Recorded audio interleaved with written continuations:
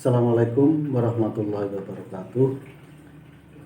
Alhamdulillahirrahmanirrahim. Asyhadu an la ilaha illallah wa asyhadu anna Muhammadar Rasulullah. Allahumma sholli ala Muhammad wa ala alihi wa ashabihi ajmain. Adik-adik yang saya cintai, saya sebagai dosen mata kuliah Hukum dan Hak Cipta Universitas Ahmad Dahlan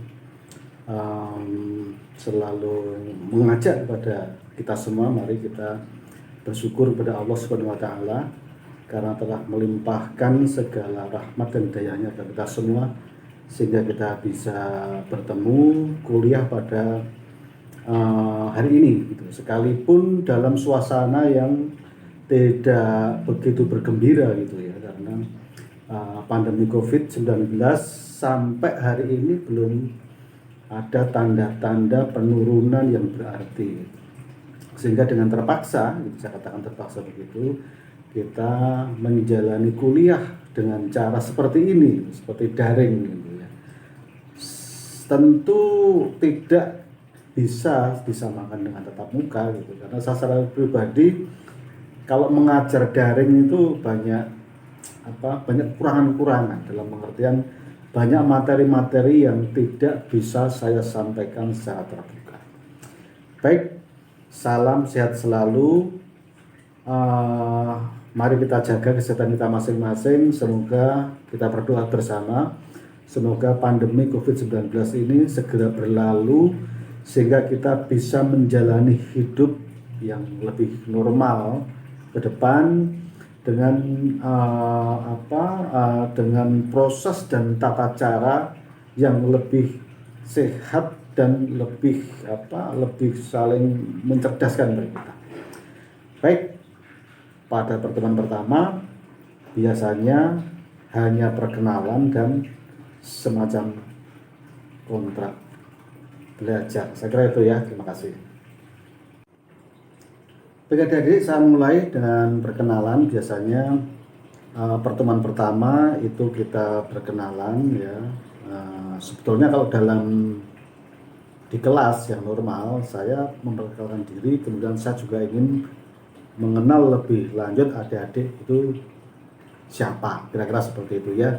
Biasanya saya tanya adik-adik dari mana, namanya siapa, asalnya dari mana, mengapa tertarik dengan ilmu komunikasi dan seterusnya ya, perkenalan ringan seperti itu ya. Tapi hari ini tentu itu tidak mungkin kita lakukan, ya sudahlah, yang penting saya memperkenalkan diri kepada adik-adik semua. Kemudian setelah itu nanti akan ada semacam kontrak belajar bagi kita semua. Terus apa saja yang akan kita pelajari selama satu semester ini. Baik, nama saya Sapardiono. Saya kira adik-adik juga sudah mengenal, ada di dalam list sebagai dosen mata kuliah Hukum dan Hak Cipta di Universitas Ahmad Dahlan. Saya lahir di Kulon Progo tanggal 12 Mei 1969. Umur saya saat ini 51 tahun. Kemudian alamat saya saat ini, itu saya tinggal juga di Kulon Progo, Jalan Brigjen Ketamso nomor 13, Wates, Kabupaten Kulon Progo. Tahu ya Kulon Progo?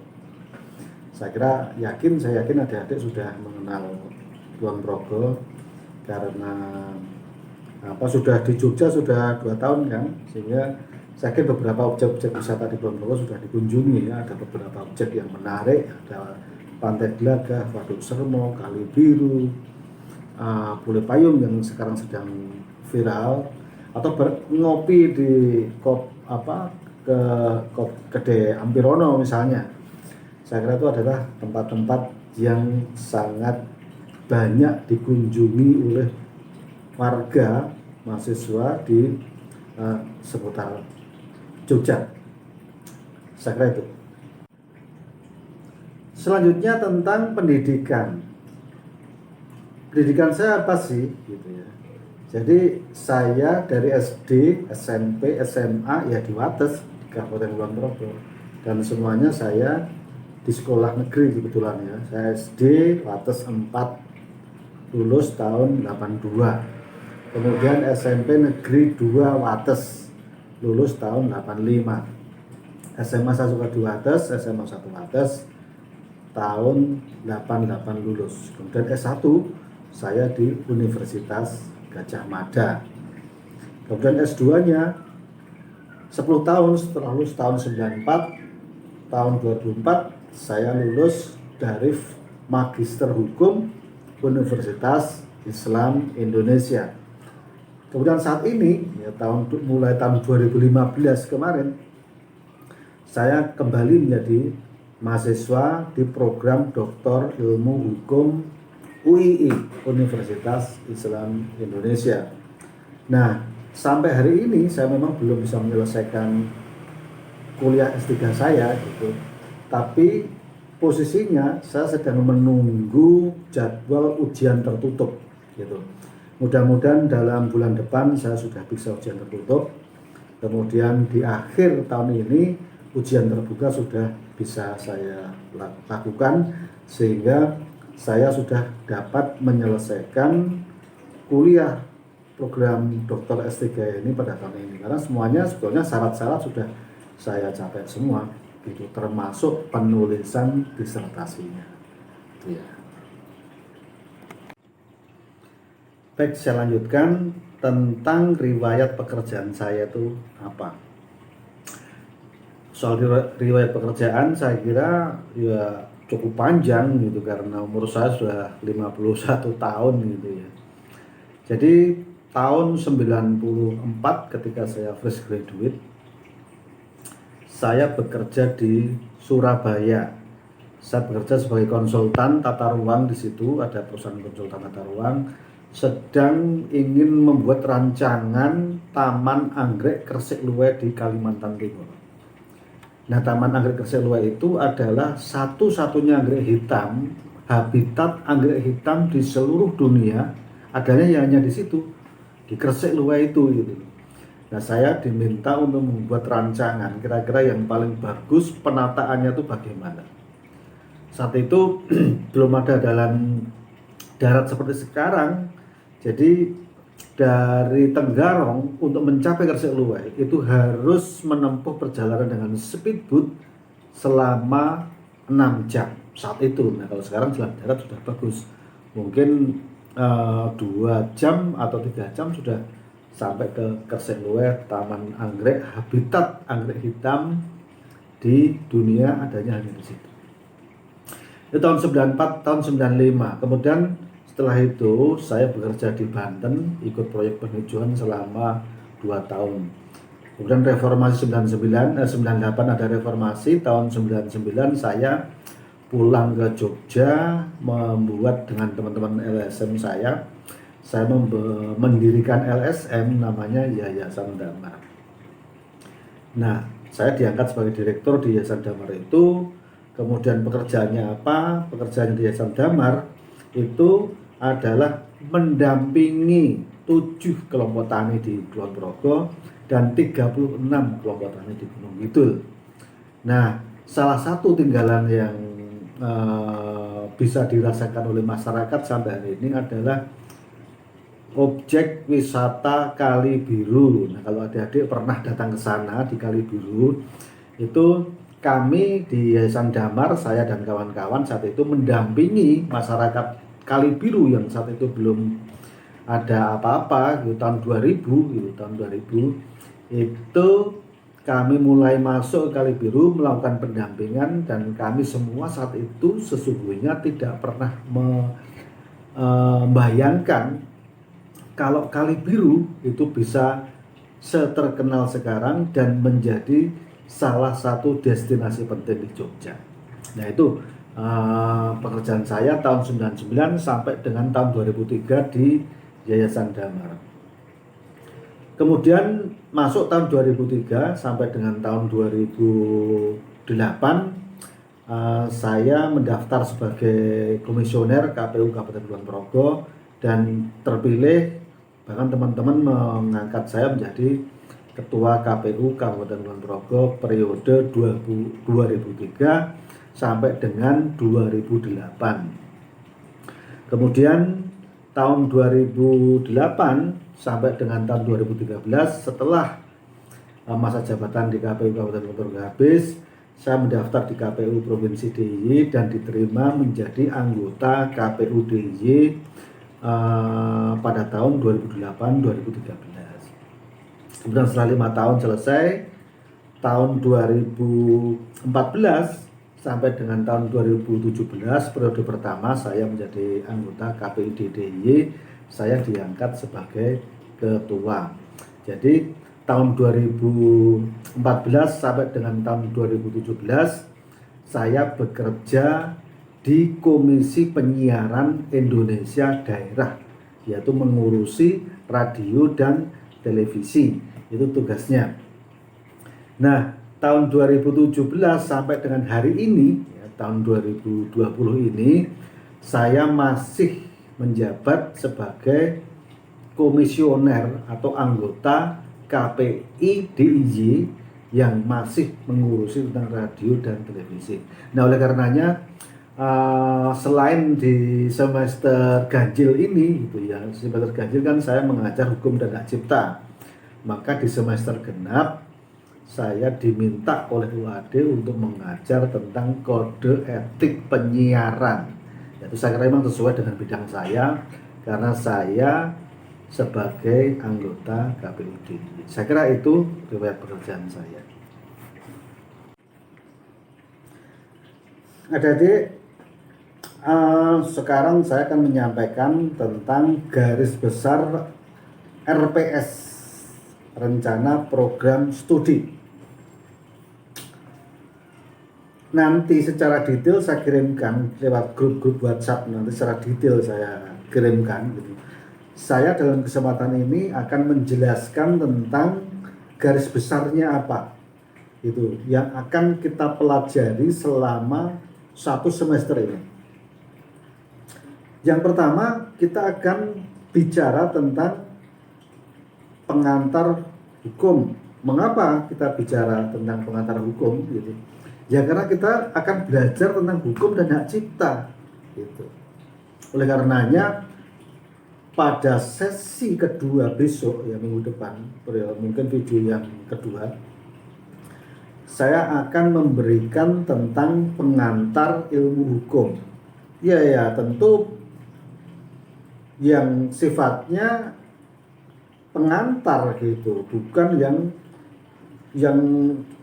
substantif, yang mendalam tentang hukum ya hanya 1 kali pertemuan gitu. Karena kalau pengantar ilmu hukum itu dipelajari di Fakultas Hukum itu 1 semester sendiri, itu 2 SKS, itu 1 semester gitu. Nah ini hanya saya selipkan saja gitu. Jadi nanti minggu depan saya akan mencoba memberikan tentang apa itu hukum, fungsinya apa, pentingnya apa bagi kita, bagi negara, mengapa harus diatur masyarakat itu, dan seterusnya. Kira-kira seperti itu tentang pengantarnya pengantar gitu ya. Pengantar ilmu hukum. Nanti minggu depan akan coba membuat video soal itu. Itu yang pertama. Dan yang kedua, nanti kita akan bicara tentang hak kekayaan intelektual. Apa itu hak kekayaan intelektual? Hak kekayaan intelektual itu adalah rumah besar, gitu ya. Ada rumah besar, nanti rumahnya itu ada dibagi menjadi 2. 1 kamar tentang hak cipta, jadi sama seperti dengan judul mata kuliahnya. Tapi ada kamar yang lain ternyata. Kamar yang lain itu namanya hak kekayaan industri. Jadi kamar besarnya rumahnya itu adalah hak kekayaan intelektual. Ada 2 kamar tentang hak cipta dan hak kekayaan industri, itu kamar yang lain. Nanti kita detail bicara tentang hak cipta itu. Hak cipta itu apa? Kita akan bicara soal itu. Kemudian sejarahnya hak cipta itu apa? Cikal bakalnya itu bagaimana? Lahirnya di mana? Di dunia yang mana? Bagaimana konsensus tentang hak cipta itu bisa sampai ke Indonesia, dan di Indonesia harus tunduk terhadap undang-undang itu juga. Itu bagaimana sejarahnya? Itu kita akan mencoba belajar juga tentang itu. Kemudian sifat-sifatnya seperti apa, fungsinya untuk apa sih sebetulnya hak cipta bagi kita ini, apakah penting hak cipta itu, atau sebetulnya hak cipta itu keterpaksaan. Nah itu nanti akan coba kita akan gali lebih lanjut di materi-materi dalam perkuliahan yang akan datang. Kemudian hak-hak dalam hak cipta itu apa? Kalau orang mempunyai hak cipta itu haknya apa? Misalnya hak ekonomi, hak memperoleh duit, memperoleh ini, memperoleh itu, haknya bersifat eksklusif, apa itu pengertian eksklusif, dan seterusnya. Itu akan coba kita urai tentang itu di pertemuan-pertemuan yang akan datang. Kemudian selain itu, eksploitasi dan pelanggaran hak cipta. Hak cipta itu bisa dieksploitasi dalam bentuk apa? Itu. Kemudian bagaimana kalau ada orang melanggar? Sanksinya apa kalau ada pelanggaran terhadap hak cipta itu? Itu jenis-jenis pelanggaran, sanksinya apa? Nanti juga kita pelajari, kita bahas di pertemuan-pertemuan berikutnya. Kemudian selain hak cipta, tadi juga sudah jelaskan dulu, kita akan bicara hak kekayaan industri. Nah ini orang yang sering salah pengertian. Bahkan ahli-ahli hukum pun kalau tidak belajar hak cipta tidak bisa membedakan apakah itu hak cipta, apakah itu hak kekayaan industri. Itu banyak kalau yang tidak mempelajari itu juga kebingungan untuk mendefinisikan tentang apa pengertian-pengertian dari hak kekayaan industri. Nah, salah satu yang akan kita bahas dalam kekayaan industri itu adalah paten, ya, hak paten. Jadi hak paten itu apa? Nah, itu nanti akan kita bahas di pertemuan nanti kalau sudah mau berakhir, ya semesteran mau berakhir itu akan kita pelajari tentang hak paten. Jadi hak paten itu kalau ada dia punya temuan teknologi baru, nah itu bisa dipatenkan. Nanti banyak nanti saya beri contoh-contoh, tapi ini garis besar saja. Kemudian hak merek, gitu. Merek kita punya produk, kita punya perusahaan, ada mereknya, ada logonya, ya nanti akan sengketa logo, hak merek, mengapa bisa disengketakan dan seterusnya. Itu akan menjadi pembahasan kita di semester ini. Tapi itu nanti kalau sudah di akhir-akhir semester itu. Kemudian kita juga akan belajar tentang dinamika implementasi hak cipta dan hak merek di sekitar kita. Implementasinya apa sih sebetulnya hak merek dan hak cipta itu? Itu akan kita pelajari selama satu semester. Jadi itu yang akan secara garis besar yang akan kita pelajari selama satu semester untuk mata kuliah hukum dan hak cipta. Adik-adik, sistemnya penilaian bagaimana? Ini memang berbeda ya, berbeda dengan kalau kita pertemuan di kelas. Kalau pertemuan di kelas itu biasanya ya saya beri tugas-tugas gitu, kemudian ada presentasi, ada tugas individu, tugas kelompok dan seterusnya. Adik-adik tak minta untuk presentasi karyanya gitu. Tapi itu tidak bisa kita lakukan sekarang. Nah, oleh karenanya kontrak belajarnya, nilainya dari mana asalnya, nanti berasal dari tiga hal. Satu tugas.